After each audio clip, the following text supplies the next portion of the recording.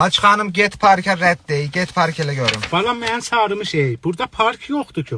Aha Nukanşardaki parkı deyirik. Deyirəm filaksi adı var gidik çay içək. Get park elə maşını deyirəm park elə. Get ən aşağı rədd dey. Tezə görüm. Balam mən rədd eləmə. Bir dənə Əli mənə vurma.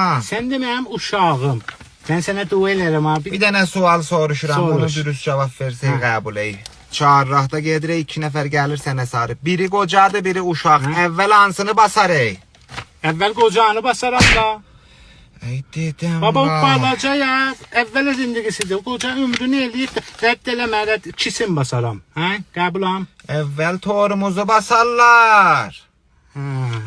Ömründəki maşın içində oturmuş ey. O çadıra ilə adam maşın sürə bilər. Bizim ərimizin qəlbi meşqidir. Rədd eləmə. Mən gecələr otururam maşın sürürəm. Quvahinaməsiz. Beduni quvahinamə. Harda? Nəvəmə bir dənə bu CP4-lardan almışıq. PS4. Hə. Atarını bundan müqayisə elə. Orada mən Need for Speed oynuram. Gördüm qəşəng sürürəm. Təsmin tutum gələm quvahinamə. Balam mən dua edirəm. Bu tablonun cavabını ver bax. Lap özüm rəhnumayi eləyim. Bu kariger bu belinə nə eləyir? Bu kariger burada işləyir. Balam nə eləyəcək? Beldən çamırı götürüb qoyum mənim başıma. Oldu da. Hə.